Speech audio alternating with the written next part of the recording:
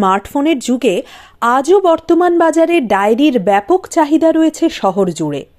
শহর বহরমপুরে অতি পরিচিত ইন্দিরা মার্কেটে আজ এই ছবি ধরা পড়ল আমাদের ক্যামেরায়। ৮ থেকে ৮০ ডায়েরি আবেগে মাতোয়ারা। বছর শেষে ডায়েরি কেনার হিড়িক পড়েছে শহর জুড়ে। নোটের জন্য ডায়েরি কিনলাম, সব কিছু। মানে কি করেন ডায়েরি মূলত? ডায়েরি সব হিসাবপাতি রাখার জন্য। প্রত্যেক বছরই কি কেনেন? হ্যাঁ, প্রত্যেক বছরই কিনি।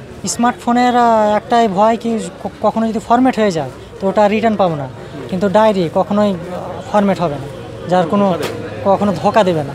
ডায়েরি লেখা তো ভালো, আমাদের প্রত্যেক দিন ডায়েরি লেখা, তাহলে আমরা একটা কিছু রেকর্ডের মধ্যে থাকে। এখন নিউ ইয়ার আসছে, সো আমাদের একটা সব কিছু নোট ডাউন করা উচিত বিসাইড অফ লাইক ফোনস। আমি ডায়েরিটা অনেকগুলো চয়েস করলাম, সেক্ষেত্রে যুগপুরুষ যে বিবেকানন্দ 12ই জানুয়ারি যে সামনে আসছে তাকে উপলক্ষ করেই এখানে ডায়েরিটা দেখলাম, বাংলাও আছে ইংরাজি আছে, তাই এই ডায়েরিটা চয়েস করলাম।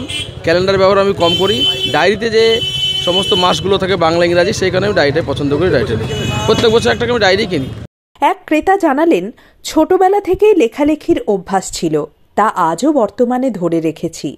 প্রযুক্তির সাথে তাল মিলিয়ে বাড়িতে হয়তো কম্পিউটার নিয়ে আসা হলেও সংরক্ষিত তথ্য যখন তখন হয়তো হারিয়ে যেতে পারে, সেই আশঙ্কাতেও থাকতে হয়। কিন্তু ডায়েরিতে তথ্য সংরক্ষণ করে রাখলে তা কোনো কারণে মুছে যাওয়া বা হারিয়ে যাওয়া সম্ভব নয়। তাই তিনি আজও ডায়েরি আবেগে দিনপঞ্জিকা লিপিবদ্ধ করে আসছেন বর্তমানেও। ধরুন, বছরে আমরা একটা রেজলিউশন নিই এই বছরটা যেন বিগত বছরের থেকে আরও ভালো কাটে। তো ডায়েরি মানে হচ্ছে দিনপঞ্জিকা। প্রতিদিন আমরা সকাল থেকে রাত্রি পর্যন্ত কী করি, এটা যদি লেখার আকারে থাকে তাহলে আমাদের কি হয়, কাজ করতে সুবিধা হয়, প্ল্যানিং করতে সুবিধা হয় এবং ভবিষ্যতে আপনার টার্গেট বা গোল আমরা অ্যাচিভ করতে পারি। সেজন্য আমি মনে করি ইচ অ্যান্ড এভরি পার্সনের উচিত অন্তত কিছু না কিছু লিখে রাখা ডায়েরিতে, যাতে করে সেটা তার সারা জীবনের একটা সংগ্রহ থাকতে পারে। স্মার্টফোনের তুলনায় ডায়েরি অনেক মানে সুবিধা।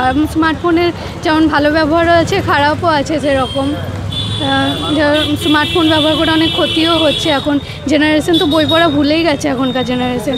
মানে আমাদের ছোটোবেলায় যেরকম বই পড়তাম, ফোনের ব্যবহারই ছিল না।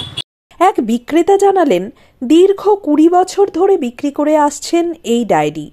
বর্তমানে কিছুটা হলেও চাহিদা কমে গেছে, কিন্তু এই মরশুমে প্রায় 3 মাস ধরে 10,000 ডায়েরি বিক্রি হবে বলে উনি আশাবাদী। সমাজের এই বিবর্তনের ধারা অব্যাহত থাকুক, স্মার্টফোন, ইন্টারনেট, কম্পিউটার থাকুক ঘরে ঘরে, কিন্তু ডায়েরি লেখার এই পুরনো ধারা অব্যাহত থাকুক নতুন প্রজন্মের কাছে। ডায়েরি নতুন প্রজন্ম নিচ্ছে, কিন্তু আগের তুলনায় আজ থেকে 20 বছর আগে, 15 বছর আগে, 10 বছর আগে আমরা যেসব ডায়েরি বিক্রি করেছি আর বিক্রি করে যে মজাটা পেয়েছি সেটা এখন কিন্তু অতটা নেই, একটু কমেছে। আমাদের কাছে সমস্ত রকম ডায়েরি, যা অনেকে পাইকারি অর্ডার দেয়, বিভিন্ন গ্রামেগঞ্জে যায়, আমরা অর্ডার সাপ্লাই দিয়ে দিই। আর আপনার প্রত্যেকে যারা খুচরো লাগে একটা দুটো করে ডায়েরি, এখানে আপনার সমস্ত রকম ভালো ভালো ডায়েরি, সমস্ত কোম্পানির ডায়েরি আপনি পাবেন। কত স্টকে বছর মাল তুলেছেন ডায়েরি? মাঝারি, মানে অল্পের উপরে। মোটামুটি চাহিদা কীরকম আছে? ভালোই আছে। মানুষজন কি আবার ব্যবহার করছে ডায়েরি? হ্যাঁ, ব্যবহার করছে। কীরকম দামে, মানে কত থেকে কত শুরু অবধি গিয়ে করছে, শুরু থেকে শেষ? 100, 150, 50 সব রকমই আছে। সব রকম ডায়েরি আছে।